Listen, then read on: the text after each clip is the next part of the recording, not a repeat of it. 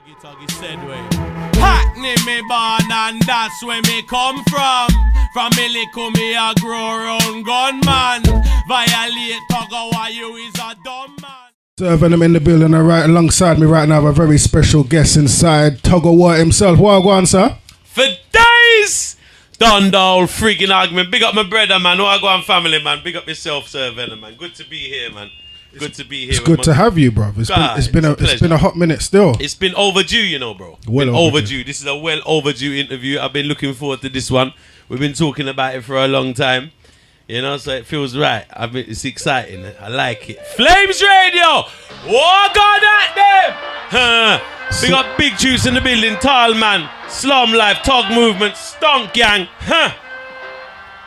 So what go on, sir? Since the last time we spoke, it must have been about what?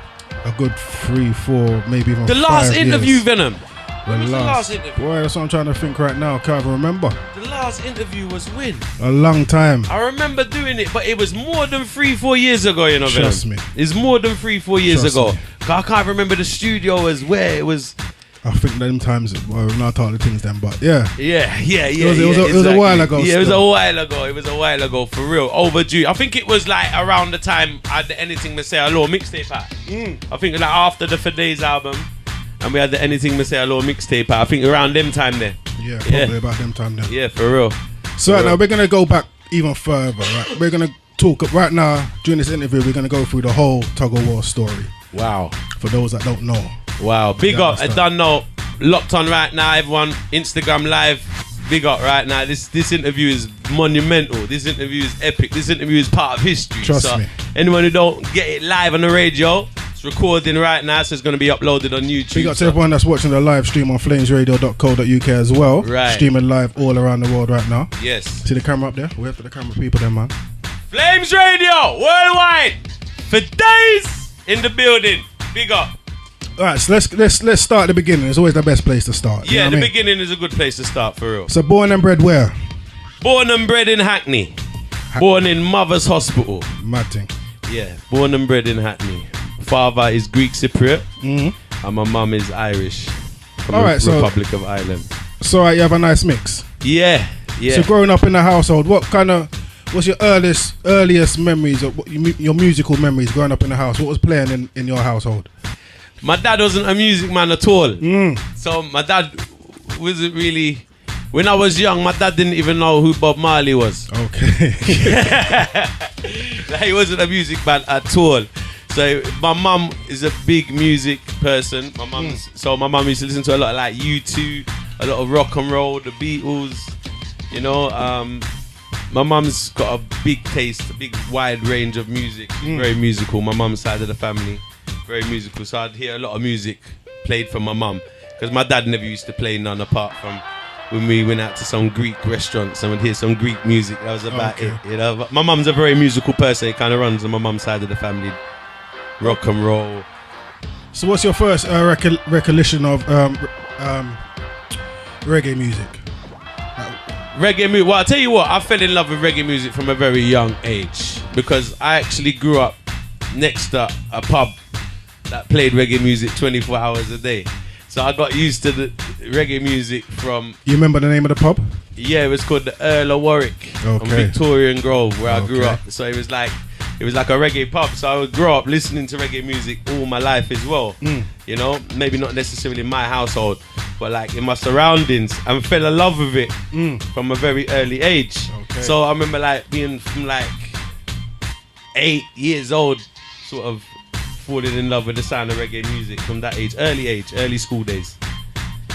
So how old are you when you decided, well, not decided necessarily to focus on this music thing, but can you remember how old you were when you started to write lyrics? Yeah, I started writing lyrics at about 14 years old. I'll tell you, the first people who I remember when I was in primary school. Remember Kid and Play came out, House Party. Yeah. And I used to do their rap. I used to be able to do their whole rap. That song that the Kid and Play song, I could do their whole rap from start to finish. And I used to actually rap it in school. And that was the beginning of me rapping. And then after that, I started writing. So I was a freestyler. From primary school. People would gather around me and I'd just make up words on the spot and chat them in the class. But the first, that was after the House Party movie came out, and we was all like obsessed with that, and I became a little rapper from then. And I was performing from primary school on stage in like performances, you know, like once a year, and when they give you like Christmas time where someone would do the performance, I would always sing the songs. I'd either sing Michael Jackson songs or something. So I've been performing from a young age. So you would say probably the earliest influence on you would be hip hop then? Yeah, my first influence chatting lyrics is hip hop. Yeah, it is. The first lyrics I used to write were like hip hop lyrics. Yeah. So so obviously you mentioned House Party, Kid and Play. Yeah. So you're going back. I'm taking you right back to the start now. Yeah, you know that. That's where we want to start. Yeah, definitely. You understand? So you mentioned the House Party thing. So yeah, after that now. Yeah. So this was like what year roughly we talking? What year did the House Party come out? You said you were about 14 innit? So yeah, I was like 13, 14. I was really young. I was really young because it was around the same time I kind of maybe actually, you know what? Tell a lie. That might have been before. Because 14 I started like secondary school at 14, and I was rapping from primary school, so it's about 12 years old. Okay. So about 12 years old I started actually rapping. By the time I got to primary school I was rapping a lot. So about 90, early 90s we're talking? Yeah, early 90s, exactly. 90s. I think it was like 92. 92. Yeah, around them time, maybe even before that. Alright, so 91, 92. Yeah, alright, so moving forward now. Yeah. What when was your first? Obviously, like I remember when I was young, I wrote. I think everyone wrote a few bars, you know. Yeah. Maybe listening to pirate radio and hearing Wagwan and man would write a few bars and them thing there. So yeah. Can you remember how, where and when like was your first? When you actually performed your lyrics anywhere like live? Wow, that's a good question. I think it was like house parties. House parties. Yeah, it was house parties. Yeah. When that was like. When I got into secondary school, we'd be doing a lot of house parties. Like we used to go to a lot of house parties, and then I would be friends with the DJ. I used to go around my friend's house after school and hit whoever had the decks at their house, whoever had the turntables. We'd go around to their house after school and chat lyrics. You know. So what genre are we talking? Are we talking about garage? It was actually jungle at that time. Okay, the first time I started performing was actually jungle because that was the trendy music to perform on at the time. So jungle just come out. Jungle was like the hottest music on the block. So I used to perform to jungle tracks in house parties at like 14, 13 years old. And I remember like mashing up house parties like very young as well. So what MCs do you remember that around at that time that maybe inspired you or that like... Shabba. Were hot at the time? MC Shabba. Shabba D, big up Shabba. Yeah. Flinty Badman. I used to listen to a lot of Ragga Twins, Navigator. They were like the local MCs from the manor. So like listening to a lot of pirate radio. Even MC Det. Yeah. You know what I mean? Like a lot of that sort of stuff. But like I grew up on sound tapes, so I listened to a lot of Smiley Culture, a lot of Saxon MCs. Even when I was MC in the jungle, I grew up on like sound tapes. Okay. So I've been listening to sound tapes from a very young age. Okay. So like all the Saxon tapes, all the Coxon tapes. So my main influence for chatting lyrics, other than hip hop, was the English MCs on the sound systems, not on the sound systems. But because jungle was the trendy music, like for someone my age to chat to at that time, that's what we was chatting to, jungle. But the influence of chatting was coming from reggae and hip hop, which is where jungle came from. Itself, so. Exactly. So like, because jungle was the platform for me to be able to chat the microphone at the time. But the influence is coming from hip hop and reggae dancehall from a young age. So it was a house party thing, maybe a sound system thing. Yeah, I remember getting popular in house parties, like just in the manner like as a local MC. Like I was called MC Tugboat. Okay, before Tuggawar. Yeah, like, I was people like my vibes. I used to go and mash up the house party. So I'd be going after mashing up one house party. You start getting invited to other house parties and start mashing them up until you became like some of the and until it came to the point when they see you in the house party, they know you're gonna mash it up. You know, so I built up a name like that even before I started doing radio. Hence the reason I started to do radio. Like by 96 I was on radio. Even before that, by 95, 96 I was. What stations are we talking about? I had a show on Kick FM 1995, 96. Okay. Which took over from Rush FM. Okay. So remember old school Rush FM 92.3, and the Kick FM took over, and I had a show on Kick FM. I've done guest shows on Cool FM. After Kick FM. So these times there, what DJs were you working with? It was like, I remember my first show on Kick FM was for Red Ant. I used to MC for Red Ant. Remember Red Ant? No, I don't remember. Yeah, Red Ant. Even Russia. DJ Russia. Like Vitamin. From like loads of DJs. DJ Profile, Funky Flirt. Like all of these, most of the DJs that was on Cool FM and Rush FM at the time all came from the same area I grew up in. So we all knew each other. So it like Jungle, I could tell you like Jungle started in Hackney. Real talk, Jungle started. I like me, I tell you, Jungle started in Hackney. Jungle started in Nightingale Estate. Jungle started. Big up Russia, big up the foundation, Dicer, them who start like them, and they like started Jungle East, man. You know what I mean? It started in Hackney, which is my manor. So I actually grew up amongst. I was growing up the time when it was forming. I saw it form. I saw Jungle start from nothing and turn until General Levy went on the TV. I like with Wicked, and it went number one. It was charted, and that was all while we was going to school. Yeah. Like we was going to school at that time, but Jungle started from Hackney.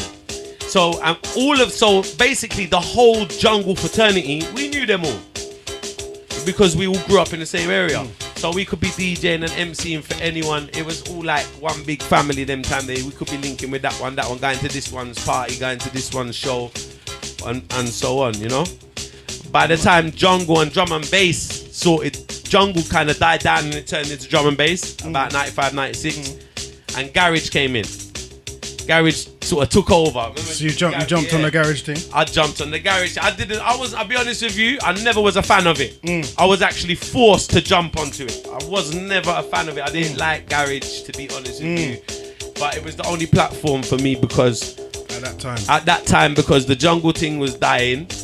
I was getting blackballed from going on the stations I wanted to go on to at the time. Like I was getting blackballed from going on. I wanted to go on Cool FM at the time, you know, true. So why were they blackballing you? Why were they blackballing me? I was getting blackballed from people around me. There's a lot of bad mind in the industry. I was getting blackballed from people, you know, didn't want to let me like on the station.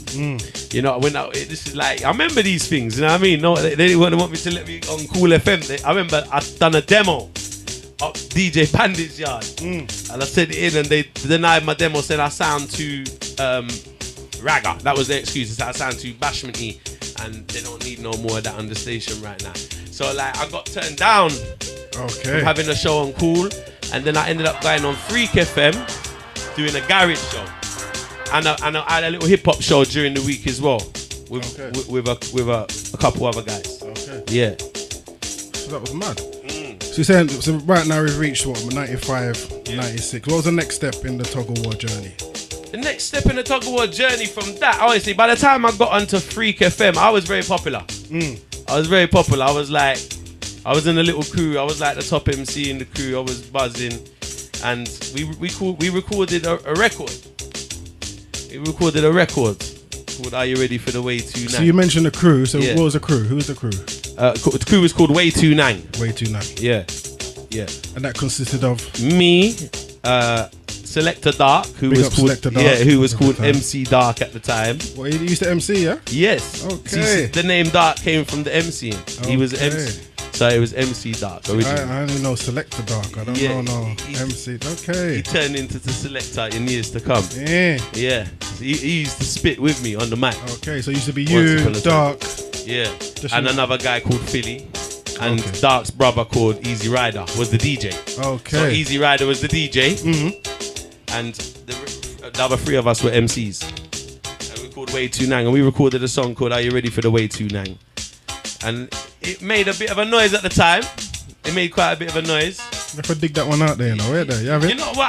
I don't even know where it is. I haven't even got a copy of it. It's funny because Big Juice even asked me if I had it the other day, innit, Juice? I haven't got a copy of it. This is like a record from 1997. So we got vinyl pressed and everything? It was vinyl, yeah. It was only on vinyl. This was vinyl pressed. Like we had it on. We had a little label.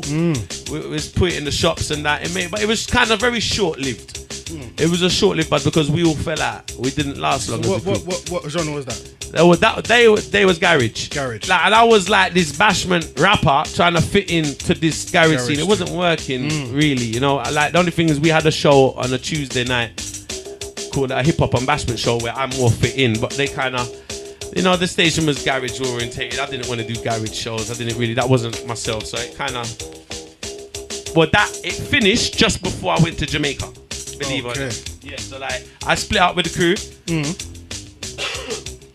And I think I was a very wild guy in the station. They banned me they kicked me off the station. They kicked me off the station, you know that? Julio and the rest of the owners up there, Robert, I'm actually friends with them now. But I used to go mad up there because I used to have this show, a Tuesday show, I used to do the hip hop and the dancehall. We used to call it the high grade Alizé show.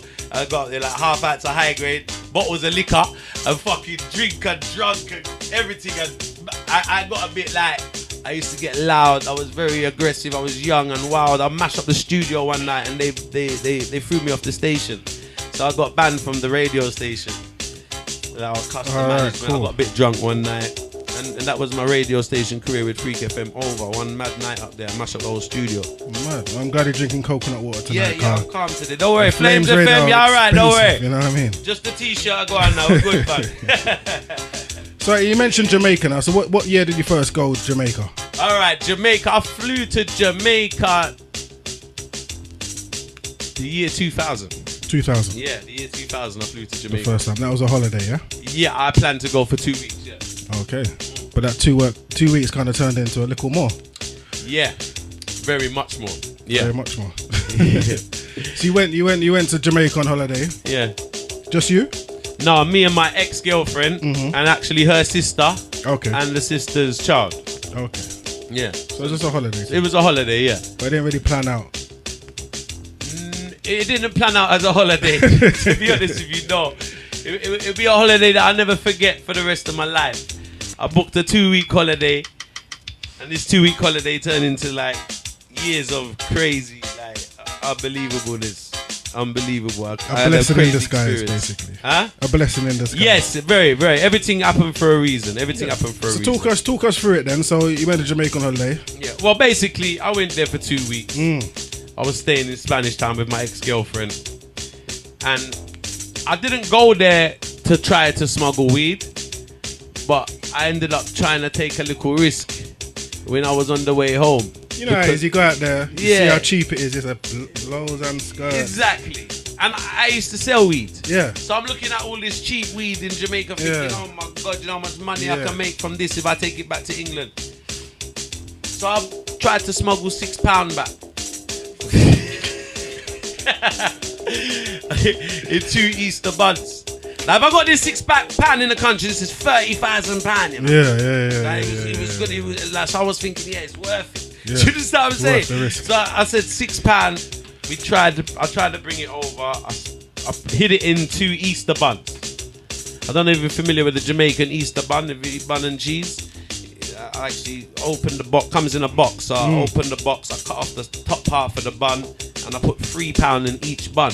How many buns? 2 bun, but I had the whole suitcase full of buns, so they couldn't find.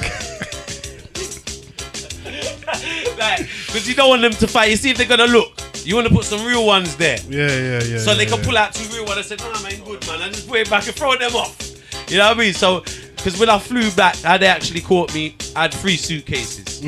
I had 2 suitcases of clothes. Big suitcases, you know, you could imagine I went with a woman, so you know I didn't carry a heap of things. So I got 2 big suitcases of clothes and 1 suitcase of food. You see the suitcase of food?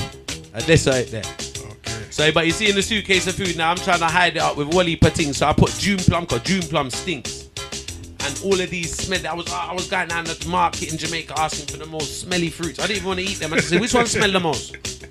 Believe me, I just going for the smelly fruit then. To try and mask up the weed smell in this thing here. Because we have throw off dog everything. We said me have 1 bag of thing me I do for throw off the dog them, and I don't care now. They don't. So we put everything in this. In this case is buns, oranges, fruit punch. This, you name it, is in there. 1 bag of fruit, all sugar cane in it. Everything in it. So I'm queuing up now. On the way back thinking, Gatwick, here I come. 30 grand up now, you know that. You see me? I'm back in London. I'm the man. Great. Send me troops. So here I go on. Queuing up. You have to take up your fucking case and put it on the table, and they search your case. So as they're searching my case, first guy searches my case, takes it. Right, so they finish with the clothes. There's nothing in the clothes anyway. They pack back up the clothes, and then they get to the case with the food. So they put the case of the food on the table, like this table here, and then they're going through. They picked up the bun like this, Vennom. Imagine this is the bun. They picked up the bun and went, and the first guy felt the bun, you know, like that. I imagine this is the bun. And put it to the side like that, and put it back in the case, and zipped it up. And I said, yeah, home run. We're good. I said to myself, fuck at them, because I think that's it, we're gone clean now. Got me alone, me have to worry about it. I walk through that. You get me? So big bad and serious now. I think I'm through. But there's a mad queue still. So if they're done search me, they're searching the next person now. Fuck that. It's not even 5 minutes. They finished searching my cases. Not even 5 minutes passed. And someone come and tap me on my shoulder from behind. And I turned around and it was like it didn't look like a regular police. It looked like a detective. She was a bit older and she had some badges and her clothes were different colour and she looked serious.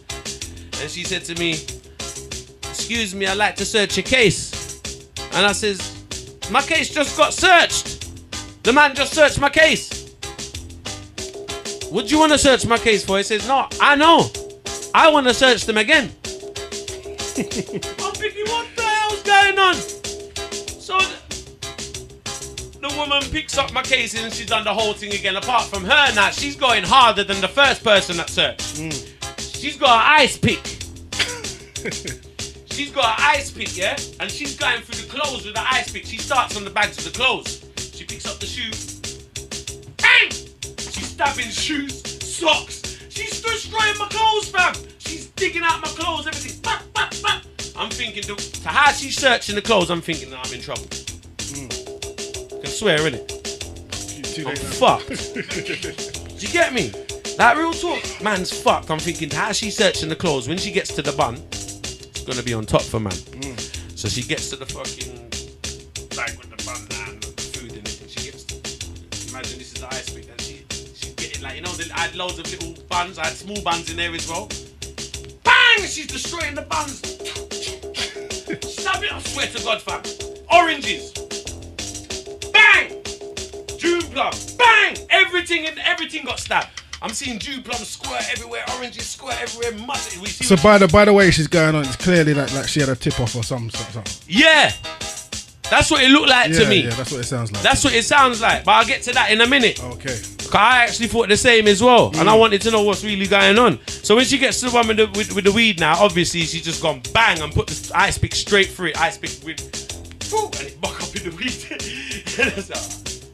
And she pulled it out. She couldn't even get it out. Like, you know, she tried to pull the ice pick out. The weed's so gummy, it's stuck. Everything else got stabbed cool, you know. Everything else was like bang, bang, and all the juice busts out, and the ice pick's cool. It's still guys. See when it went in the weed, it's stuck in the weed. So I see her take it out. One bag of gum and weed, I drop her out. She said, "This is country, man. You're under arrest." I said, "No way." So as she's walking me off to the police department in the airport now, that's what I wanted to know. I says, what made you want to search me again? First I was trying to, but I said, can we sort this out? We can go to the Western Union now and sort this out. She says, no. I'm a person, the Lord told me you're carrying drugs. She started giving me some Christian talk and that. I thought, you can't bribe her. She was one of them officers you couldn't bribe, you know? But that's alright, at least do me this then. Tell me why you decided, since you're not taking a bribe, at least tell me why you decided to search my cases again. And she says, because when I saw your girlfriend's face, I knew you were carrying something. You're saying your girlfriend's face looked guilty? Yeah. It was a black girl, but she looked white in the airport. No, real talk. Ghost. She made me a bit uncomfortable. I noticed that from the start, but I just kept it moving. You get me? So I knew she baited it up. She baited it up big time. But boy, that's it, everything for a reason though. So that was the start. That was the end of a holiday and the start of something totally different. So obviously you got found guilty trying to smuggle weed. No, I went guilty. Oh, you pleaded guilty? Yeah, I pleaded guilty. Yeah. That was the mess up thing. That they tried to make me get a lawyer and pay money. They wanted me to pay £1,500 for a lawyer, you know. Okay. And I'm thinking, why do I want a lawyer to tell you that I'm guilty?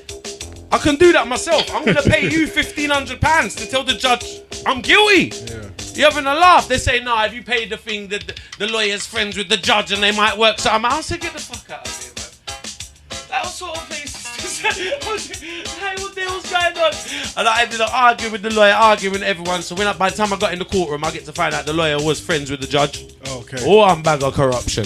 They went hard on me. So you got found guilty. So how long were you sentenced for? A year. 1 year. They gave me a year. That's when I nearly fainted in the blood clot court, you know, because I wouldn't expect in a real life. Let me tell you why I decided to smuggle 6 pounds of weed. Like £6 of weed it's worth a lot of money over here, but it's not a crazy amount. You know, it's not a crazy amount like that. Like when you're smuggling weed, they smuggle it from 10, 20, 30, 50 pound, even tons, you know. Like £6 of weed is not a lot of weed. It's kind of, so I thought I was going to get a slap on the wrist and sent home. I actually never thought I would do a sentence for it. Because I didn't think, what's £6 of weed in Jamaica?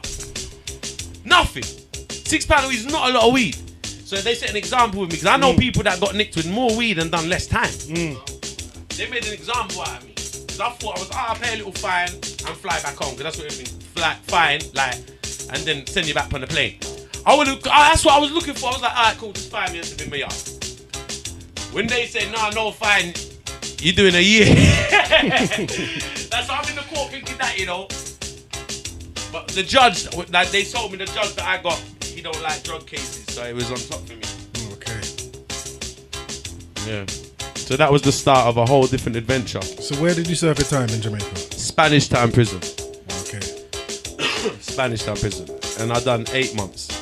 But then I paid £1,500 fine and got the 8 months cut down to 6 months. Okay. So it's fine and confined. If I didn't pay the fine, I would have to do, because you have to do 3/4 of the sentence. Like out here, you do half, innit? In Jamaica, you do 3/4. So if you get a year sentence, you have to do 8 months, not 6. Yeah. You get me? But I end up with 6. So tell me about the time you spent in Spanish Town Prison. Now, how, like, obviously we hear stories over here about the Cure done bring out a tune, Prison on a Bed of Rose and all these things. So how how is prison? How is Spanish Town Prison? Desolate. Desolate, very desolate, very rough, toughest living conditions I've ever experienced in my life. Very rough, very rough, desolate. Walk us through your first day, walking in there. Like how much of a culture shock was it? Wow. You know what? I grew up around Jamaicans all my life, and good with patois. So I think I had a little bit more of an advantage to like the average white man in there. You get me? But still, it's a lot to get. It's a lot to get used to. It's a lot to get your head around. You know what I mean? I did. First of all, I did 2 weeks in the jailhouse downtown Kingston, and I was like no sunlight for 2 weeks. So that was bad enough. Before they moved me to the prison, and by the time when I got to the prison, I thought it would have been a bit like at least I can see some sunlight now. I was like locked away for 2 weeks, no sunlight, no light. My eye them. So when they let me out the prison truck, it took me 20 minutes, half hour to get used to the light again. Because you like this, like a blind dog, I look up on the sun. You get me? So the first day in the prison, I was getting prepared for it. The 2 weeks that I was spending in the jailhouse, they was telling me what the prison was like, and I was speaking. I made some friends in there, and they were letting me know what to do and what not to do. You know, and so I was preparing myself for it, the 2 weeks in the jailhouse, and anything could have been better than the jailhouse because I didn't see no sunlight and I'm just stuck in a one little place, like, so anything must be better than that. Yeah. But it's crazy. So the first day in the prison, it was like it's the whole first couple weeks is crazy, just to get used to where you are and the surroundings.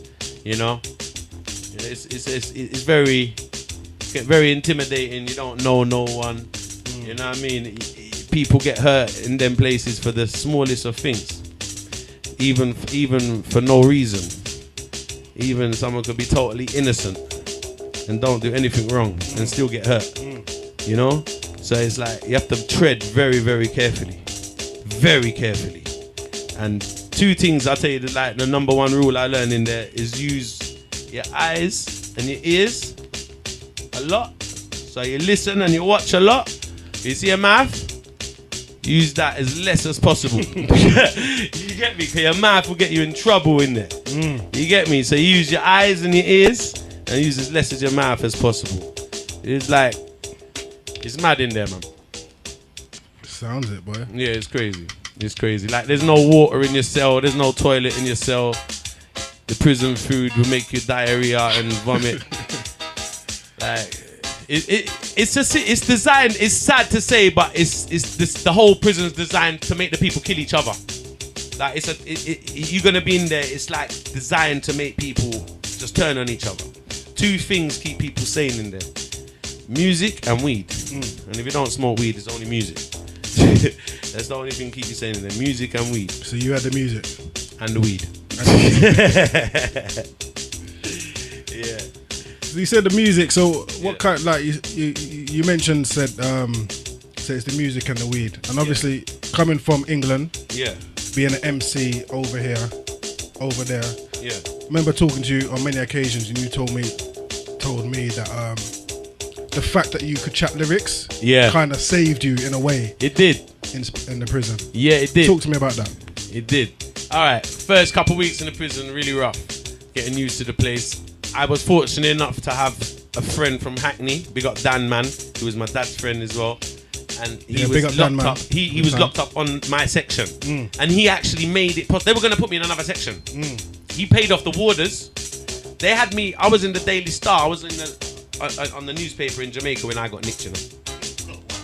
Yeah, they had my name, everything, address, everything. No, in the Daily Star. You know. So you see, so he knew I was coming before I even got there. Okay. They were preparing for me. And I said, how did you know him? Say, you're there in that newspaper. Show me the newspaper. Oh, page 2. Big article. Nell feeds us, Nell feeds you. The whole address, the amount of the weed, him and the whole story was there in the paper. So like, he knew they was going to put me in Jacure section, which was called Grass. And he was in a section called South Block. And he paid off the warders to put me on the South Block section, which was a bad man section, very tough section, but at least he was there to kind of keep an eye on me and look out for me. Like, he cooked for me the first 2 weeks, because you cook in your cell, and he'd be cooking in like the cell down all the way down the hallway, and sending the food in a container with a piece of string to my cell, you know, for like 2 weeks. Like, I have a friend, Dan Man. Yeah. So a little kind of like. And I was lucky enough to have my ex-girlfriend, the girlfriend who I went over there with, she actually lived across the road from the prison. So visits was crazy for me.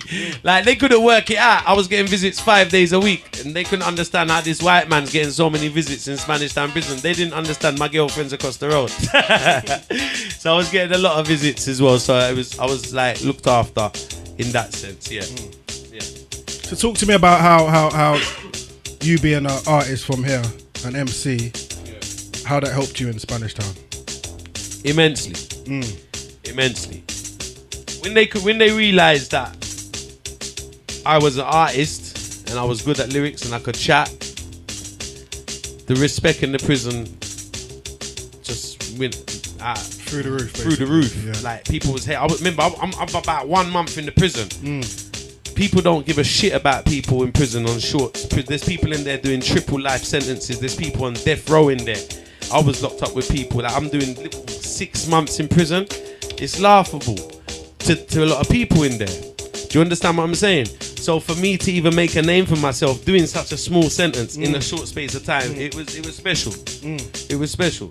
You know what I mean? Like, for all over, even to death row, you know. Like, I went to the death row section because that's to go and hail up some man them in death row. One day I get a message to go to check a man in death row, and I said, I gotta go death row, and you can't even go in death row. You go to the fence. You gotta chat to them through the fence. And one guy took me all the way to the other end of the prison to go hail up some of them. That's how much respect I was getting in the prison. And everyone's like, no one Anyone trouble you? No one can trouble you. I was well looked after in there. Like when they found out I was an artist, I mashed up the stage show on Easter Monday out there. They done a big stage show out there. Jacure's in the prison, Zebra's in the prison. Alizade was there, but Alizade left the Saturday. Okay. So it was a shame because he would have mashed up the show, but I'm sure he didn't want to stay the extra 2 days. Like, for the show. So I'm sure I'd rather do Sting or something. Exactly. You know what I mean? Exactly. So explain to me, you talked about the stage show. Explain to me the stage show thing, because for some people they wouldn't understand that she had a stage show inside the prison. Yeah, it's unbelievable. Like the stage show they kept in the prison is bigger than a lot of dances that people go to out here. Like unbelievable, like some real big. I'm talking about sound system like Stone Love. No girl, everything. No, we got the part from a few water, you know. There was one sexy water called Miss Mantle, you know, fam. She locked me down every day, and I'm smoking a stick, and she talked sweet to me and everything, you know. It made me feel good, Miss Mantle. I remember the name. You get me? And Miss Mantle see me mash up the show, so a few female water them for impress still. So, but nah, everything. The prison had everything when it comes to the stage show. I helped set up the sound because they got a music section in the prison. You can sign up to a music section. So like artists like Jackie you have to be on long sentence though to get on the music section. I couldn't get on the music section because I went on a long sentence. But Zebra, Jackie, all them man, they sign up to a music section. So when we lock down half through the day, them man they go to the music and they got everything there. That's how hence he voiced the tune. Exactly, same way. They'll have the music section over there in GP, same way, exactly. And they got everything in that music section. Bass, guitars, drums, sound system, amps, microphones, you name it. There's nothing they haven't got. I'm talking, it wasn't just a dance, it was live bands. They rehearsed every day in the prison. And it was the wickedest, and you know, my brethren Dan man was playing bass. and like I had two friends on the band. Like the bands was tight. They rehearsed every day with Jacure and Zebra. Every day these bands rehearsed. So when it comes to the stage show now, we all carried the whole sound system over to Side Block. The whole band. Before the band started, we had a run with the records, innit? And we all played the records, and I must have performed on that as well. But the main part of the show is when the band start, innit? So the band start now. 1,800 people in the prison. 1,800 people at the dance. All on my section. Like on the gym set, one little stand, and we set up like the stand turned into a stage. We had a stage and everything. Speakers sounding from like carnival setup. Real talk, fam. 1,800 people, Jackie and Zebra mash up the place. Everyone's going crazy. It was nice. Everything there apart from Gian. You get me? And then because I was partying with Jackie and Zebra every day in the prison, chatting lyrics to them, when they was playing, I remember they was playing a Bob Marley with him and Jacure, and it was, you know, when like me as an artist, I'm at the side of the stage now, waiting for an opportunity, you know, because they're doing their big songs, and I'm just little nobody in the prison at the moment at that time, but they know I'm an artist and I was around them every day, so and they know got a couple lyrics, and they know I got a couple lyrics. Yeah. So, I see a moment where they was playing the Bob Marley rhythm, Creeper. And it was like a moment, they just finished performing because they had a song called Under Psych Things I Got Under Quiet, Jackie and Zebra, the song that they performed together in the prison. Then they started playing this Bob Marley. You know that moment where they don't know what they're doing, like they're just getting themselves together. It was a good moment for me. So as I stepped up on the stage now, Jackie had the microphone. Jackie said, "Come here." So he gave me the mic and I performed. I think Request to the Farmer or Give Thanks and Praise, one of them lyrics there that I wrote in the prison. And flatten the whole place, mash up the whole prison with that lyric there. You get me? Everyone mash up the whole prison down to Sean Paul's father. This is how the story actually happened, because Sean Paul's father was on the other end of the prison washing his plates, because that's what you do when you get your little time out yourself. You use it to go wash your clothes, your plates, whatever you're doing. He weren't interested in the stage show. He was at the other end of the prison washing his plates. When I was mashing up the stage, everyone's saying, "The white man, I mash up the stage. The white man, I mash up the stage." Now, I'm not the only white man in the prison. So Sean Paul's father, he says he had to run to the stage to see which white man is actually mashing up the stage. The people are run around the prison and go, "Imagine a family." So when he realised, by the time he got to the stage, I realised it was me. He was on the same section as me, same block as me, same floor as me even. It was 5 cells down from me on the opposite side. But I don't really talk to him before that. You're in prison. You could have been Michael Jackson's dad. I don't really care. That's how I'm saying. Yeah. So it's like, He come up to my cell after and said to me, "Man, you're bad, right?" And that's when we started our relationship. From there, so we started to get. He was getting released 2 weeks before me, and said, "Yeah, I want to keep you in Jamaica to work on your music career." And and he put me on the phone to Sean, and this. I thought he was all lies. So when he actually got released, I didn't think he was gonna phone me. Okay.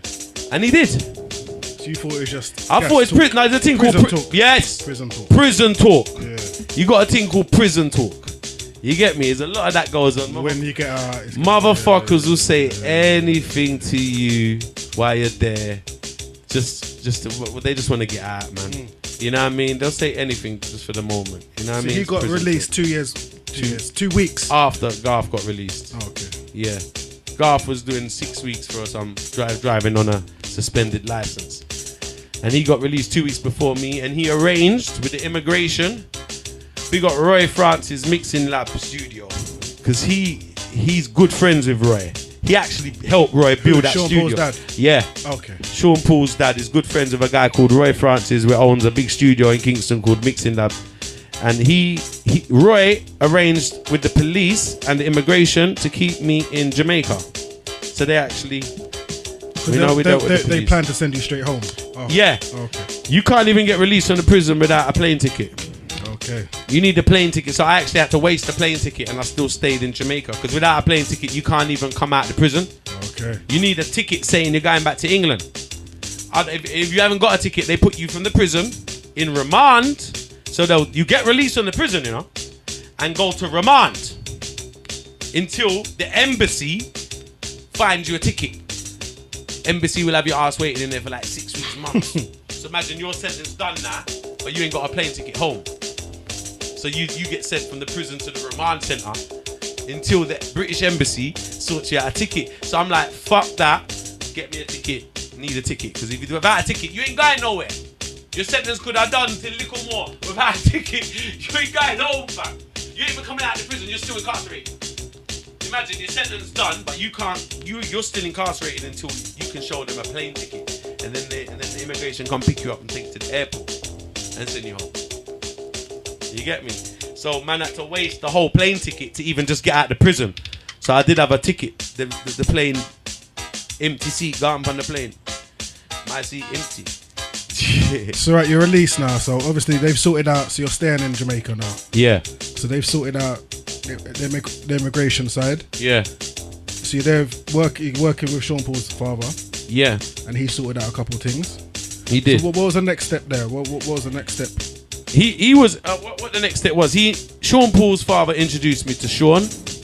Roy. I recorded my first song with Roy. Mixing Lab. A tune called Hot Girl. Remember Hot Girl, whatever, send them in any weather. On the Maca rhythm. Sly and Robbie met the rhythm. So that was my first tune I voiced 2 weeks out of prison. Mixing Lab. I remember recording that song. Roy Francis gave me the rhythm. And he put it on the radio as well. It got played on Irie FM. Gary G played it on Irie.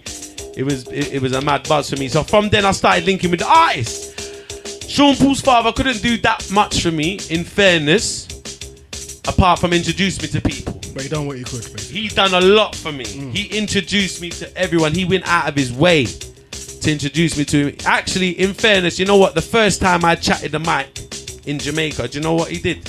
You know, he took me to Asylum. It was Black Rat. You remember how it's called Black Rat? Black Rat. You remember Black Rat? Yeah. It was an artist called Black Rat at the time. He used to counteract Red Rat songs. He got killed not too long after I met him. The first dance I ever performed at was Black Rat's birthday party at Asylum. You know what? Sean Paul's dad took me to the dance. I didn't know anyone that time. I didn't know Lexus. I didn't know any artist at all. I didn't even know where Asylum. I didn't know anyone. I'm fresh out of prison. I just recorded a song with Roy, and I don't know no one. He took me to Asylum, and he took me in the dance up to the stage. He knew Black Rat and made Black Rat give him the mic and chat the mic in Asylum. So my first time I chat the mic, Sean Paul's dad took me into Asylum, the club, up to the stage and get Black Rat. And from that day, me and Black Rat became friends. And then Black Rat got shot outside Mixing Lab 2 weeks later and dead. them kill Black Rat outside Mixing Lab, the same road where we used to go. Yeah, so that was the start, and from then, me and Sean Paul didn't really get on, which was a shame. But he was really busy. I wouldn't say we didn't really get on, but musically didn't get on. He was very busy. He was working on his Dirty Rock album. When I met him, he played me Get Busy before anyone heard it. I heard the whole album in his car. Or at least 5 of the main tracks. He had a promo CD from the album. The first time I heard, and all them tracks turned into hits. But me and him never kicked it off really. I got on better with his brother. Because Sean Paul's dad tried to put me in the studio with Sean, but because he was so busy, and I don't think he was kind of focused on his album. He was very focused on what he was doing at the time. So I was just hanging around Mixing Lab studio. That the only thing left for me to do was go back around the studio and meet people and see if I can voice on some more rhythms and whatever. So around Mixing Lab studio, that's where I ended up back around. Every day I'm in Mixing Lab, like religiously in that studio. So what artists were around Mixing Lab them time there? Everybody. Everyone. I remember like it was like, I remember the first day guy and I just see my idols rolling in, like, you know, like first one I see Anthony B pull up, and then I see Elephant pull up, and then I see Killer, I see Nicky Kachi, and then I see Harry Toddler, and then I see this one, and then one by one, like you're sitting in the studio and you see Tony Curtis pulls up, and then this one pulls up, and one by one you're seeing all your idols and favourite artists pulling up. I'm like, right, yeah, this is the spot. That's when I knew I was in the spot. You know what I mean? I thought, yeah, I'm in the right place here. You get me? But I'm not the sort of person to sort of push myself up on people. So I'm very laid back. You know, I'm not that sort of guy. I like things to happen naturally. You know what I mean? So like these people are my idols, and I'm fans of them. And I'm very happy to see. But at the same time, I'm not the sort of person, I'm not that guy. So I was just being around it. I was happy to be around it. So I'm embracing it, taking it all in. You know what I mean? And then after about like, I was meeting other producers, started voicing in Mixing Lab again. I was voicing them, writing every night until I met Lexus. So Lexus saw me, excuse me, in Mixing Lab, just sitting down like I would be, writing lyrics or smoking weed or waiting to see a producer trying to get a chance to voice on a rhythm. And he come up to me and he says, because he must have heard my tune on the Macca rhythm, because he's on the rhythm as well, and because the tune got played on the radio, so he actually heard it. And he says, yeah, I like that tune that you voice on that rhythm still. I said, respect. And he says to me, I got a rhythm I want you to voice on. And in my head, you know that, I said, blood car, Alexis, this, you know. Alexis, this, I give me a rhythm advice. Like, cause he was like the young, he was like Cartel when we was young. Because he was like the young artist at Bust Food. You see me? So I was a big fan of Alexis. So he's coming up to me in the studio and say, I got this rhythm, I want you to voice. So he's me, yeah, what are you saying? Of course, I want to voice. Give me the rhythm. You know what I mean? That's what the rhythm. And he says, what are you doing now? And I says, nothing. He says, come we roll. From that, jumped in his Jeep. Me and him, that's when we became friends. That same night, took me downtown Kingston. Stone Lovers playing near Jungle, right outside the KFC, outside. Called me up on stage. And that was the first stage show Alexis called me up on, first of many. Alexis hot at the time. Shows, 7 days a week, sometimes more than one show a day. And he took me every single show. Every single show. He took me and called me up on stage, and I did the job. I did my job. Every time he called me up on stage, I mashed up the stage. And like, if you watch the documentary about me, even he says it, like within 6 weeks, I had the whole of Kingston saying, the white boy with Lexus, I mash up the place. The white boy with Lexus, I mash up the place. Real talk. Because he was hot. And he's taking me everywhere.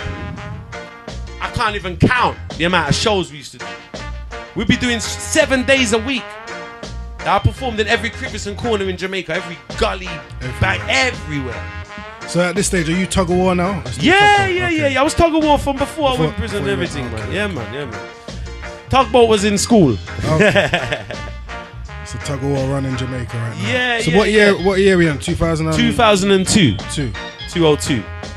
This is like summer 2002. So you're traveling up and down every stage show of Lexus, one of the hottest artists at the time. Yeah.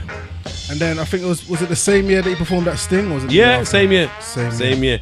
It was mad. Like Lexus was really proud of me as well, because you know he put his career not on the line, but you know when you put you know when like if you take an artist round with you all the time, if that guy don't deliver, obviously at the time, it's not like he needed you. Exactly. No one don't really want to see me; they want to see him. Yeah. Down to the point, even when we're going into studios, when producers are on his ass them time. The producers are on to him. They're phoning him every minute saying they want a voice, your voice. So all the producers, like, we're going in studios every day as well, apart from the shows. We're in studios mile a minute. We're in about 5 to 10 studios a day. We're driving in and out of studios every minute. Do you understand what I'm saying? And every studio we'd go, apart from if it was a producer that I couldn't, or it was a bit of a different situation, if you understand what I'm saying, like Steely or one of them man there where you have to get to know them before you voice and everything. Most producers, he's going in there saying, voice Tuggawar first. Rhythm I play, but trust me, he's going in the studio and he's there and he said, play the rhythm. And he's negotiating with the producer. I'm just pay them, I pay him enough. So the producer, he's negotiating and he said, all right, while you're negotiating with me, voice Tuggawar. Voice Tuggawar. And every studio he went, he said, voice Tuggawar to the producer. And the producer had to voice me first. And he made sure, he said, have your lyrics ready, you know, don't waste my time. Because I'll be voicing before him. So he's like, make sure you got 7 songs ready. Girl songs, God songs, gun songs, a mixture of everything. Have them ready. When it goes in the booth, find one to fit the rhythm and just voice it. Because you ain't got a lot of time. Do you know what they mean there? So I was like, don't worry, cool. And every studio we're going into, that's what's going on. He was like, voice Tuggawar first, voice Tuggawar. And I met Steely through him. I met the biggest producers in Jamaica through Lexus. And doing the shows as well. Like, he put me on stage with Little Kim. Me, him and Little Kim on stage, Montego Bay. That was a memorable night. Me, Lexus Bounty Killer. The first time you see Lexus the Bounty Killer on stage. I wish I had that footage. That footage was epic. Matches laid 6 o'clock in the morning. That was epic because Killer called me up. It wasn't even Lexus that called me up. Killer called me up on the stage. Which was funny because I was Lexus' artist. At the time, it was like, this Killer doing it to piss off Lexus. It was weird. But no, when I checked the tally now, Lexus obviously had to perform after me. Lexus ain't going to perform before me. So Killer was already performing. So obviously he calls me up, do my thing. And then the trio we had to put on stage one time. It was a funny moment because them two weren't talking. You get me? But Zeke's dance. And they couldn't mess around. They had to do what Zeke said. Well, not exactly like that, but they couldn't start no arms out sort of thing. You get me? So like, he put me on the format. The Jamaican audience got to know me very quick. Even on TV, he was on TV shows. He took me. Remember that TV show? He took me on TV interviews and everything. So in a hot minute, you know what I mean? It was like what you say. He was one of the hottest dancehall artists at that time, and he was pushing me really hard. And the Jamaican audience got to know me very, very quick. And I got booked for Sting, but I was delivering. You know, I was spitting. I was delivering. Every show I did, I never flopped at a stage show ever. Every show I shelled it down. Everyone, mash up every dance, every single dance. Hence why I got booked for Sting. Because within 3 months of me getting released from prison, I get booked for Sting, which is like a dream come true. You understand what I'm saying? 3 months out of prison, doing that, like, that's what I'm saying, that short space of time made that. So you kind of got booked for Sting off your own back. It wasn't Lexus that helped. Nah, my own back. Yeah, you know, Lexus didn't help me out with Sting at all. Like the following Sting, Lexus, I got booked for Sting twice in a row. Lexus wasn't on the second Sting. 2003, he wasn't on that one. He was on the 2002 one. Yeah, I got booked for the year after. He didn't. You get me? But like, no, it was off of my own back. He set the pace for me. Yeah. He introduced me to the crowd. Yeah. But off of my own back, I was getting, like, wasn't in no space of time. I'm getting my own bookings now. You know what I mean? We rolled in a crew. The crew was called CP Inc. at the time. But I'm a man. I'm very independent because even like he had differences with a few people that he wouldn't stop me working with. Like, he don't talk to Killer and them, but it didn't mean I couldn't go and do a stage show with him because he understands I'm a young artist and. Just because he's the musical pop, they got as an upper, you know what I mean? No, it sounds like Lexus was like a real Lexus, man. a real. Let me tell you something. Big up, Mr. Lex. Anywhere him there, a real brother. That I like my brother too. He's like my brother. He was like, he still is. You know what I mean? Like if I go to Jamaica tomorrow, nothing don't change. Like man look after me like a little brother. He really, really looked out for me. You know? And we got on really well. We had a lot of fun times together. You know what I mean? That's the main thing. Like we had a lot of fun. Done a lot of music, a lot of shows. Yeah, a lot of fun. What year was Cartel's birthday bash that you performed at? It was January 2003. 2003. Just after Sting. I remember Sting's on Boxing Day. Yeah. So like, remember, so I'm mashing up Jamaica all 2002 summer up to Sting, Boxing Day, and Cartel's thing January. So just like 2 weeks after Sting, because it's early January. So it's only 2 weeks after Sting Cartel's bash. You get me? But it's counted as 2003 because it's obviously past. Yeah. You get me? But it's only the same kind of space. Makes sense. Yeah. The Cartel's bash was crazy. That was another like. It's mad because Cartel's the performance at Cartel's bash ended up being bigger for me than the Sting. Yeah. Funny enough. So where was Cartel's career at this time? Obviously he's just starting out. But obviously. Cartel, timeless. Timeless. Up to the time.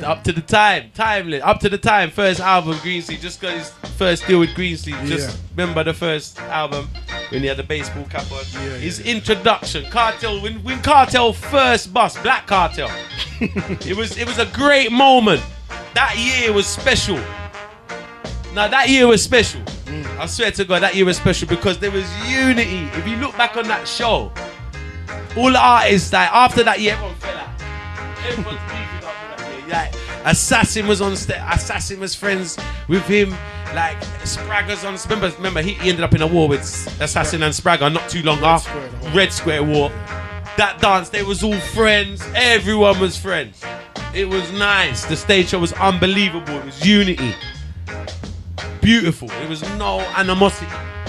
As the next year, the vibe, the following year, it wasn't the same. Things had changed. You will even see it if you watch the footage. The vibe changed by the next year. It wasn't so funful. It was beefs had started. You get me? Disagreements had started, and the vibe started changing. Entertainment still great. Yeah. You know what I mean? But like the 2003 Vibes Party was I think that's why that DVD went so global. That DVD went even bigger than the Sting DVD because of the vibes of the show. The vibes of the show was crazy, man. The vibes of that show was like second to none. Right, now we reached the stage where you've mashed up Sting 2 years in a row in Jamaica. So 2003. Yeah. So what year did you return to England? 2005. And why did you return to England? I returned to England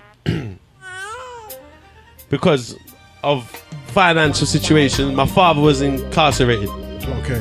My father got incarcerated. In England? Yeah, in England. Basically, let me just tell you the real side of it. Like, I was in Jamaica for a long time. I was living a long time out there, independently. Everything financed independently. You know? Papa War was selling weed mile a minute to make that possible. R.I.P. Papa War. Without Papa War, nothing. Let me tell you this now. It wouldn't have been no Jamaica for me.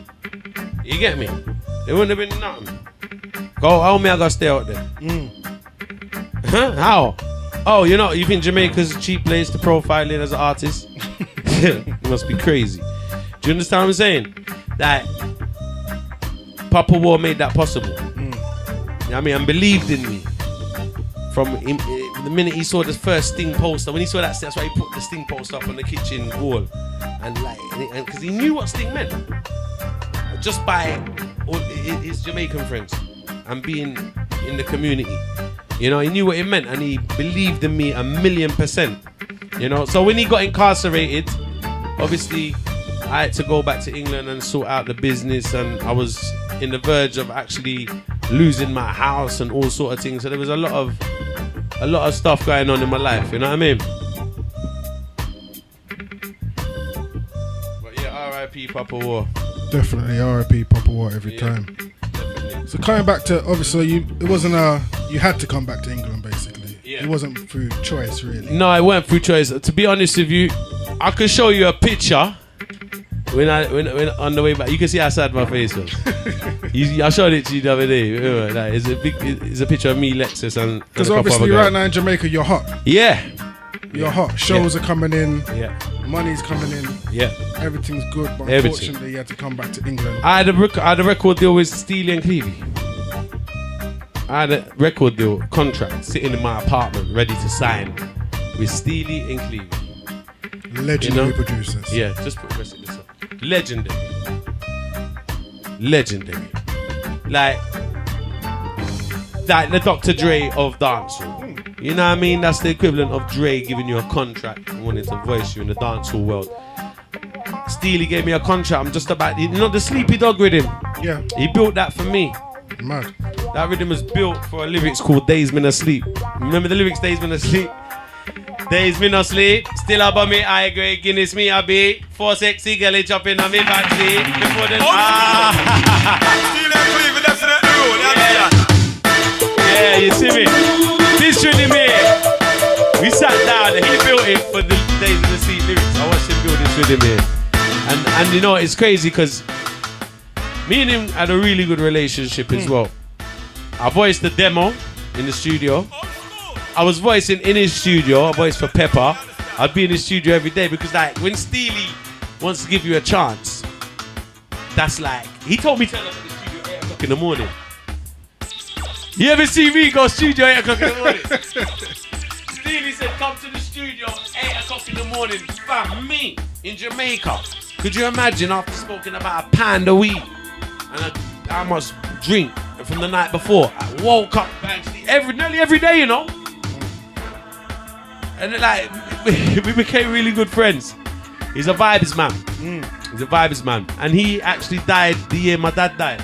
Man. So like not too long after my dad died, Steely passed away. Yeah, so I never got a chance to work with him. But like, that would have been, so yeah. It's history still. Definitely a piece of history. But yeah, I still got the Steely and Clevey contract somewhere in Jamaica. Unsigned.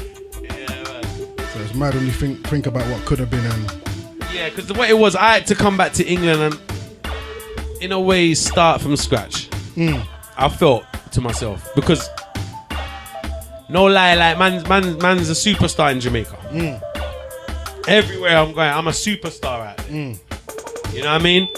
And then I had to come back to England. I wasn't even used to going to the shop without people recognizing me in Jamaica. And I come back to dirty stinking England and go to the corner shop for cigarettes and the man just say, what do you want? You know the way there? I say, yeah, back to reality. You know the way there? So I had to start from scratch to even build up the whole shop, like, and that's all buying my studio out here, setting up the studio from scratch, learning how to set up the studio from my experiences with the likes of Steely and all the studios that I was around in Jamaica, and learned how to set up my studio. Set up my studio from scratch and started over here, started my own label, you know, and doing our own videos. And at the time Channel U was around and we put the singles on Channel U, and that's what started elevating me over here now, and started the Tuggawar buzz in the UK. Yeah. Because I was in the Jamaican community, massive. Yeah. But the UK is a big place. Of course. You know, and it's a different place. Like you said, different. You have to kind of start from scratch and build up your name again. Exactly, yes. You have to. On a different scene. Do you know exactly, what I mean? exactly. I had to do that. It's a whole different scene. And you know, it's my home as well. It is my home. So like, as sad as I was to leave Jamaica, I can't be that sad. I'm coming back to where I come from. You know what I mean? So I've had a crazy, so at that time I was looking at it like, I've had the great head start in the music business, full stop. Because prior to going to Jamaica, how the hell does a half Greek, half Irish dancehall artist make it in the business? How? Yeah. How does that happen anyway? Do you understand what I'm saying? Like, so it's like, it would just be a dream. You understand what I'm saying? Because it's not an easy industry to get into over here. To take up that bit, you know what I mean? So it started in a very authentic way for me in Jamaica. You know, and so I took that as that's how I come back to England with that vibe. So, and started my whole thing, and you know, so I had that all that behind me. So I was very confident to step forward and start. And I'm very proud to even build it to where I am today. Of course. You know? I'm very proud to have done what I've done and kept relevant for so many years. I mean, Tuggawar is still relevant. Look on my t-shirt, man. Look on the t-shirt. See what it's in there, so? And some people say, oh, but how is he still relevant? Why? Why is this guy still relevant? He should have been gone a long time ago from the surf. No, because the greats is the greats, you know? So you mentioned Channel U them time there. So yeah. Channel U was popping. So you had a couple hits. You had what was the first one? Tuggawar. Yeah. Military rhythm. Oh yeah, the military rhythm. Yeah. Big rhythm from back in the day. Yeah. So tell me how that tune came about and that tune wasn't necessarily my favourite song, but it was. I'm quite. It's like an intro tune. Exactly. Yeah, that's what it is. I'm my own A&R, and I always have been from day one. So even I'm how to market myself in the UK. So I'm fresh in the UK now, and I'm trying to market the brand Tuggawar. So it's like what you said. It's an introduction song, and I wanted to do what. Like Slim Shady's first song was Hi, my name is Slim Shady. And that got everyone to know his name. So I thought, you know what, so after I had this Tuggawar, so I was thinking, yeah, this is a good song, introduction song. It's witty, it's got character, it's sing-alongy, you know? And it can introduce me to the UK. And it did. Up to today, people say, Tuggawar, women here, Tuggawar. And it's very catchy. It did exactly what it was supposed to do. It did its job, exactly, immensely. And the follow-up was even crazier. You know what I'm saying? Yeah. The follow-up was the surf, and that was a crazy success. Like, so tell me about the story about that tune now, because obviously I think you got the rhythm. Yeah. And then where did you get the format for the tune? Like, what was the thinking behind that tune? Like? It was because of Flames. We got FLAMESRADIO. FLAMESRADIO.co.uk. Stratford Rex was going on them time there. Club 19 was going on. Remember? Flames Hit Squad. Yeah. The dancing crew. Flames Hit Squad. Yeah. DJ Corey gave me the rhythm. Because Corey went to Jamaica and I hooked him up with the producer, a few people out there. And he came back with the rhythm and say, "Here, Tuggy, voice on this rhythm is hot." And then everyone at the time, because dancing coming, dancing's taking over. Elephants running the place with dancing. With all the dances. Like every dance you go with, one bag of dancing songs. It's dancing. I've never been a dancing song man. I can't even dance. I can do my little boogie and thing, like, you know what I mean? But I'm not a dancer like that. You get me? So it's like people ask me. I remember even going into dances saying.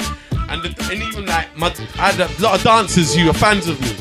They said, Tuggawar, you know how to do a dancing song? And they genuinely want a Tuggawar dancing song because they love the dancing thing and they want one. And I was like, I longed it off for a long time. I was like, I love to do dancing. And then Corey gave me the rhythm and he says, do a song called The Surf. I said, how's the surf go? And he says, yeah. And he explained the dance on the phone to me. And I what's up?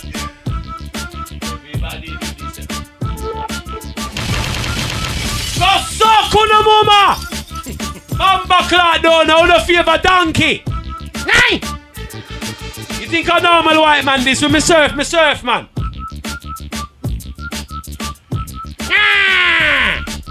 So the surf, yeah? So he was explaining to you the dance. He explained to me the dance and I wrote it down on a bit of paper, Vennom. And I thought, this is hooky. Remember Coco? Coco was in the yard with me. Coco was like, that sounds crazy. She liked the rhythm as well. And I made her engineer me quickly. I said, yeah, record this for me, babes. Run in the booth quickly. Everybody do this. It was half a joke, Vennom. I wrote the song in 15 minutes. Quick. Quick. Went in the booth, recorded it. Rough mix. You know, them time that we have to press up CDs. So I must have done about 100 CDs. That's what I did. I done 100 CDs because you'd have to do a minimum of 100 to promote a tune. So we'll do like 100 CDs and go Stratford Rex and Club 19 and give out the CDs then. And that 100 CDs never turned back, boy. Them 100 CDs done wonders, because like the DJs got hold of the CDs and they started banging it on Flames. It had Flames' name was in the song. Yeah. You know what I mean? So they started banging it in the clubs. Dirty Fridays, all of them things that was going on at the time. Flames pushed the song hard. Yeah. Corey, Face, Yeah, everyone. Mystic was pushing it. Everyone was pushing the song. So then, when it went on television, this is before the video. Yeah. Like the video, the song was popping off on the radio so much. It was like, wow, we need a video for this. And we need a video fast. Because Tuggawar done mash up Channel U. So I'm just thinking, damn, we need a bloody video for this ASAP right now. So we arranged the video shoot. Remember the video shoot? How can you forget the video shoot? I want to hear your story for the video shoot. Nobody wants to hear my story for that one. I walked about 2 miles to get to this video shoot. All night in front of the video shoot. Yeah. I said, Vennom, keep going. These times there, Tuggy thought I was driving, you know. Yeah. And I'm on foot. He says, yeah, let's come to the seafront, turn left, and it's just down there. Yeah. So I've done that. Well, I'm on foot right now. He thinks I'm driving. So I'm walking cars. 2 miles I walked to get to this video shoot. But yeah, so the surf video took off, Channel U. Yeah. Mad. Crazy. That was sell off. That was like so epic. that tune opened a couple doors for you. A lot of doors. It gave me a big audience, man. Like the kids loved it. Yeah, of course. When you get the kids, like the kids absolutely loved it. The record companies were after me. The song was hot. You know what I mean? And the companies after me for that one. The kids loved it. It was a win-win situation. Jetstar phoned me up and says, what sort of deal do you want? That's what they said to me. What do you want? I said, I want everything. I want publishing, I want merchandise, I want the lot. I went down there and I grew up buying Jetstar records. You know what I mean? Jetstar to me, home of reggae music. Of course, we all did. It was actually called the home of reggae music. So Reggae Hits Volume 1. So it was a little dream to get signed to Jetstar. I was like, yeah. So I took the deal and they put out the album. History in the making. History. It done crazy things. And then remember we came up with another banger. Come up with Tug Lovin'. I mean, after Surf we dropped London Anthem as well. Yeah. Like hits after hits. Trust me. Hits after hits. What year was this now? Remind me. 2006. 2006. Yeah. Tuggawar came on the telly about January, February. We put Surf out May. And I had the record deal by August. I got signed August 2006. Jetstar gave me the deal and they released the album in 2007. June 2007. We worked on the album for a bit and they released it 2007. You get me? So you had the one album on Jetstar. Yeah. It was a 5-album deal. It was a 5-album deal. 5-album deal, and every album the advance was getting bigger and bigger. It was a nice deal until they closed down. Could you believe it? It was a 5-album deal, man. You know what I mean? So it was disappointing. We done the first album was a big success, you know. But then it was at a stage where all the labels were going bust. Yeah, it was that time, innit? Yes. Where the CD kind of. The MP3 came in. MP3 started to come in. Some girl are pooping at AC in a Vennom. We said.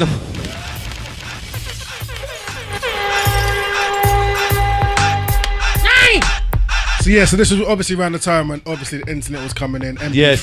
So yeah. The transition. The record industry. In transitional whole, period. Yeah. So a lot of labels were going bust and the money weren't coming in like it used to. No. Jetstar was selling a lot of records. Yeah, of course. Even Smiley's record come out with Jetstar. They were selling thousands and thousands of records abroad as well. Like they was the main distributors of reggae music, full stop. So they were selling records like crazy. When records stopped selling, I don't think Jetstar knew what to do anymore. They didn't know what was happening. You know, they was very old school up there, and they didn't understand even the CDs that came in. They just about managed that transition, like when it went to MP3s. But that crushed a lot of record companies. Even the majors had to form together. You know, the whole situation, the whole consumption of music changed. it's funny. It's a transitional period. The whole consumption of music. You mean you can watch that program called The Defiant Ones with Jimmy Iovine and Dr. Dre. If you watch that program, like even they talk about the transition where these guys, and they're like the big dogs in the music business, and they'll be making millions. And they see this transition happening. They'll say, well, we can't make the millions we used to make no more.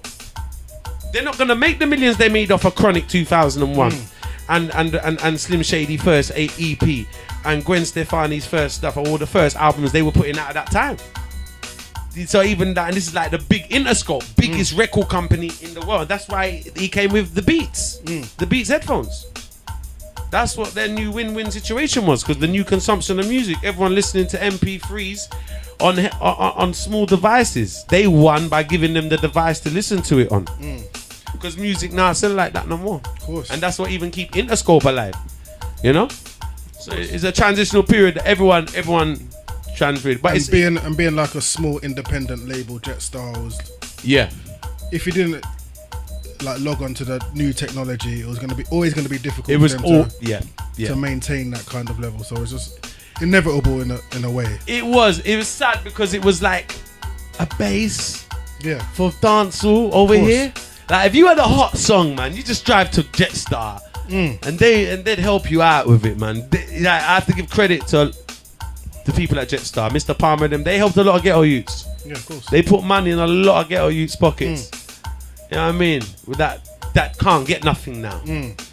You know what I mean? A man used to be able to get a money for his album. Do you get what I'm saying? Man used to get a good money for his album or even his single. You know what I mean? I mean, like even Crazy Frog, Ring Ding Ding, LOC, they sold loads with that. It was good money at them days. You know what I mean? That was kind of the end. Do you know my album's the last album Jetstar put out in sense of albums, apart from reggae hits and that? Yeah. Last album they put out is my album. So it was unfortunate, but obviously Jetstar went down. Then obviously you had to go solo, had to go independent. Yeah. Tell me about obviously starting your own label and these things there, man. Yeah, that was a great part for me, you know, because like I learned a lot from Jetstar. I learned a lot being signed to Jetstar. I learned a lot. I'm very into, like even with my music career, I'm very into the production side and I get into the business side of things. So I learned the business at Jetstar. I was friends with a lot of people in the office at Jetstar. I managed to get their mailing list. Okay. So I got the whole mailing list, Jetstar's mailing list, and learned the format of how to release music and how to promote the music and get it to the right places, especially dancehall reggae music. And the format of doing it, and where it's all MP3 now, and I learned that okay, we got online distributors now, we got this, we got that, and I learned how to do things myself.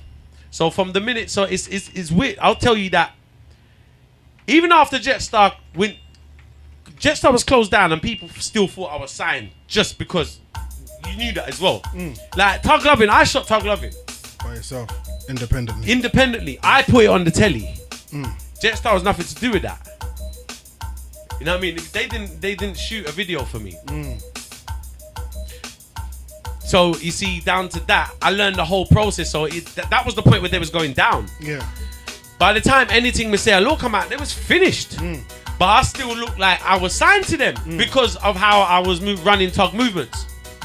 And by then we were saying it was Tug Movements. From the minute Jetstar, from I left Jetstar, it was Tug Movements, and I felt more freedom. It was a very nice time for me because I felt like I haven't got to listen to, like, because one thing, you're a little bit restricted when you're signed to the label sometimes, where they're trying to tell you what sort of songs to do. They don't want you to swear. And I can only be, you know what I mean? I can only be myself. If I want to express myself with swear words on a record, I feel I have to do that. Yeah. And if I want to talk about certain subjects, I want to do that. If I want to be controversial, I'm going to be controversial. And I don't want someone to change. I'm not going to... Jetstar tried to take the war out of Tuggawar a little bit.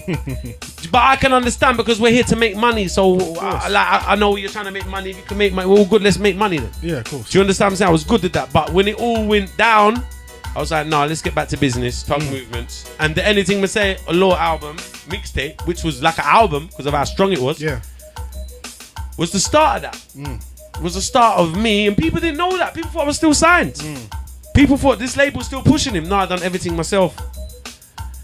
You know what I mean? Like, man pressed thousands of them CDs. I pressed so many thousands of the CDs. Anything Messiah Law CD. Yeah, I remember. Like, man shot the video for Anything Messiah Law. It was the most filthy song in the world. We cleaned it up and got daytime airplay. I mean, a lot of DJs haven't even got the radio with it for that. Yeah. They can't even play that daytime. We had that playing daytime on the telly. Promoting the album. Anything Messiah Law. Like, crazy. Crazy. And that was all independently. By then, I'm running my thing by myself. Everyone thinks I'm still signed though. So you're doing your thing. You're doing like stage shows, obviously, as well here. Yeah, many. Up and down. Many. There was one memorable stage show at Stratford Rex that go down in history. Yeah. There's that big one. Yeah. At the who was it? It was the Bounty Killer show, wasn't it? Bounty versus Ninja. Oh yeah, the Bounty and Ninja Man show. Where Bounty versus Ninja Man show. Tuggawar just. It turned into Tuggawar versus Foley Dan. We got one down and you end there. You see me, we made history that night still. We made history that night. That will always be remembered. I think that's one of the more memorable moments in UK dancehall stage shows ever. Trust me. Yeah, that will be talked about forever. Yeah. And it was just mad how it happened. It was all authentic and it was just real. It was real. I mean, you know how real it was because, you know what I mean, people have to know. Anyone that don't know this, Sir Vennom is actually my DJ as well. And he's been my DJ for many years, so he experienced this firsthand. Like, he went to the venue, we didn't plan that or nothing. It was an understage thing. It happens when you're under the influence of Hennessy and marijuana. And you got thousands of people in front of you, anything can happen. You know what I mean? We went to the show together as friends. And he decided to, I don't know, he had a bit too much Hennessy to drink. And he put his foot out. And Fall react. And he reacted. He reacted, boy. He did. So right now, what's Tuggawar up to right now, nowadays? Nowadays, I'm going hard as ever, man. I just released the anniversary album of the album we was just talking about, the For Days Again album. The 10-year For Days, the 10 years anniversary of the Jetstar release from 2007, the original album. Which sold a lot of copies, all on CD as well. And because it was the 10-year anniversary, that got released 2007 and it's 2017. I thought, no, I want to do this anniversary album. And I was contemplating it for a few years because I think sometimes it's kind of corny to say, not corny, but sometimes a bit too like, do you do a part 2 of one of your biggest albums? Like, it's touch and go. But I'm very happy with what I've done, hit the nail on the head. And this year's been an amazing year for me. I mean, we started off with like the white on white crime, which made a big viral noise for me around all over the world. You know, and it's created our own. Let me look here now. Go suck your mother. GSYM. I can say that, right? GSYM stands for. After you said it about 10 times, yeah, you can say it. Yeah. Go suck on the mama. That's my brand. Holler at us for the t-shirt. Look on the t-shirt right here. Holler at GSYM_merch. We got the t-shirts on sale, £15 a pop, 20 US a pop. They're going crazy over here. Big up Safari, all the way in America. Stunt Gang. You get me? This year we've hooked up with Safari. He's also featuring on the For Days Again album. You know, me and Big Troops, we're doing crazy things out here. Troops has got his mixtape coming out in a hot second as well. He had a remix of my hit single on the For Days album as well. People have to go and check that out, the For Days song. Yeah, check out the For Days song. So the single. Tell them where they can get the album from. The album's everywhere, man. Everywhere. Anywhere you listen to music is available. Spotify, Apple Music, Tidal, iTunes, YouTube, SoundCloud. You name it, it's there. Support the cause. Go and check it out right now, man. It's fire. For Days Again. But right now, I've been working on my new project, Venom. Because the For Days Again album came out the 18th of July. We've got a few videos released off of that. We released a single called Brocket. Released a single called Party Hard. I've got a song with Safari on there. Big Troops is on the remix of the For Days song, you know. And I've got a new album where I'm dropping a Free the Hard Way, which I'm going to introduce to the world and tell everyone about now. My brand new project, which is called... That me want to know. How you spell it? NYANG. What does it mean? Like that's my saying now. It's serious. It's not even a joke. It's serious here. Like if you know me good, if you listen to my songs, you hear me do a lot of that in the ad libs, even from anything me say a lot, you know. We've been doing the nyai, you know, and it's been building up over the years, and now it's grown into other things as well. Cause you got the nyai, and then you got the and then you got the and then you got the and then you got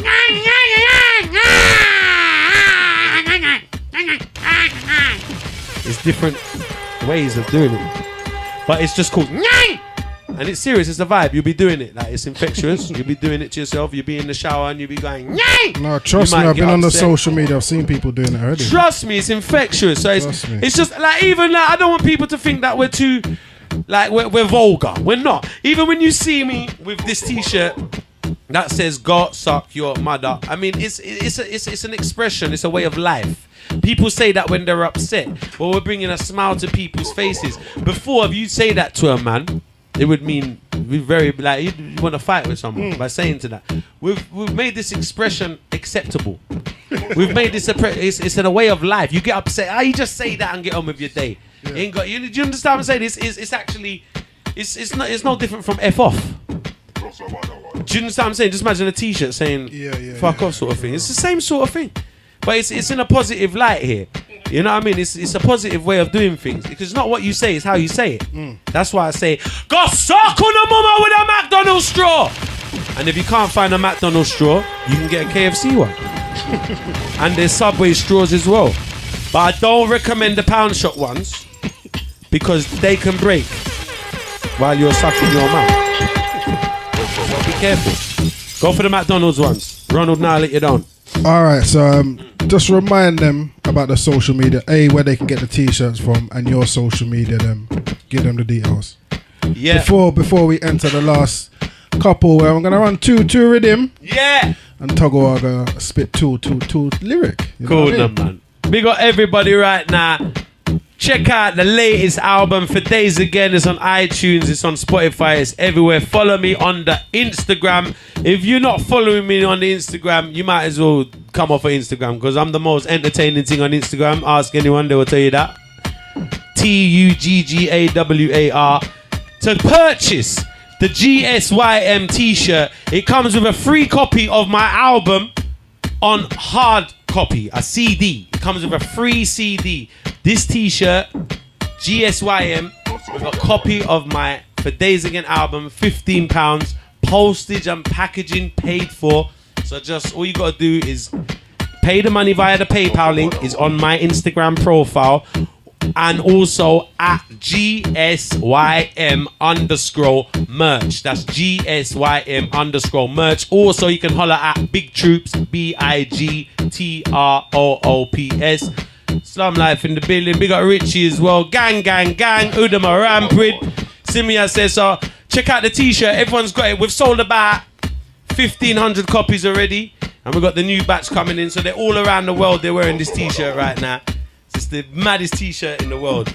It's a meaning, it's a way of life, it's an expression. And even some people who are not, you gotta have a bit of heart to even put one of these on, you know. This shows you what you're about. You gotta be brave to put on one of these t-shirts. This ain't for the light-hearted. If you're light-hearted, you won't be able to buy one of these t-shirts. You get me? Yeah, so just check out the new album. Follow me on the Instagram, Twitter, Facebook, same thing, Tuggawar. You done know. And the new album, the new project. Big up Chameleon.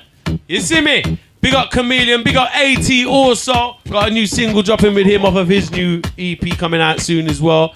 So yeah, we got the new Free the Hard Way. And let me tell you the special thing about this project called it's 3 albums in one. I'm dropping 3 albums in one, and because I'm doing this, because I just dropped my anniversary album For Days Again, which is it is like a part 2 of the For Days album. And I want to keep my fans, I want to show my fans I'm totally up to date. I want to show my fans because I'm very versatile. There's a hip hop side to Tuggy. There's a grime side to Tuggy. There's a trap side to Tuggy. There's a dancehall side to Tuggy. And I've got fans for every single side to Tuggy.